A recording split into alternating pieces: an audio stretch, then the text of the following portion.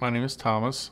I served in the United States Air Force 70 through 73 as part of the Vietnam era veteran. I served briefly in Thailand. People in the military were very much looked down on, and the Vietnam War was looked down on, and especially in the North. And it became very difficult. I tried to live up in Massachusetts for a while, and it became impossible.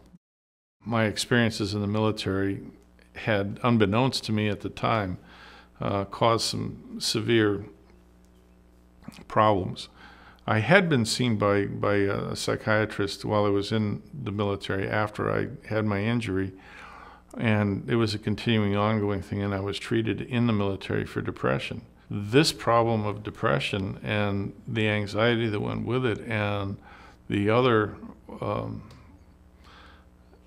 issues that evolved from military life and transitioning into civilian life showed up in very strange ways. And you don't know about it. You're not looking for them. Unless you know what to look for, you just kind of shrug it off. I went from having normal sleep when I was in college and before military life. I would sleep a good 8-10 hours at night and have a normal, restful sleep without waking up. And after military life, I would get about 4 to 6 hours sleep, and I thought that was just normal. I thought it was just kind of what happens.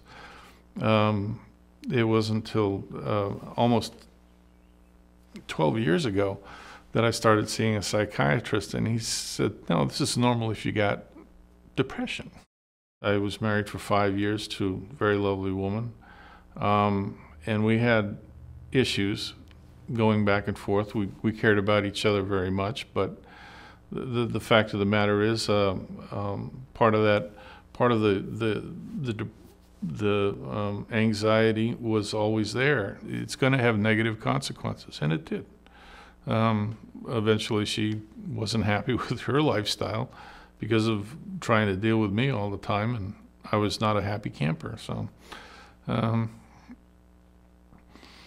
my second wife, we had 3 children, and it more or less went the same way. Unless you get professional help with it and begin to realize and see what's wrong, you're going to continue on this pathway and scratch your head.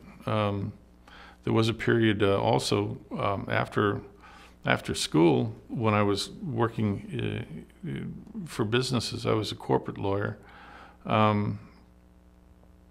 Alcohol plays a big role in corporate politics.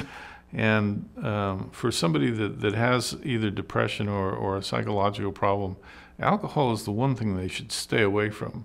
But it's usually the one thing they get drawn to because it subconsciously eases that pain that you feel inside, and you don't know why you're feeling it. You don't even know that you're feeling it sometimes. The depression was manifesting itself in a lot of different ways, and it was affecting my ability to work, and it was affecting my relationships within the company. I finally went to the VA in 2003, and it was because I had been working with veterans and saw the other veterans that were having problems were getting help. And it was working. VA was working. It was a real success story on some of these veterans that would get into the system and get their health benefits and move on with their lives. I've seen an improvement to the word. Others have seen it. Others, the people that even my ex-wife sees me now, and she sees me as a completely different person. My children, especially my son, there was a time in his life when he wanted nothing to do with me, and now he's my best friend. I would say since 2008, when I started seeing the psychiatrist that I'm seeing now, life has been a lot better. So it's another success story for VA. It really is. It's important that people do understand that you can be an average, everyday citizen, and after combat, and have a problem that needs outreach, that needs correction that needs therapy, and you can continue on with your life. You can improve your life. Life will get better.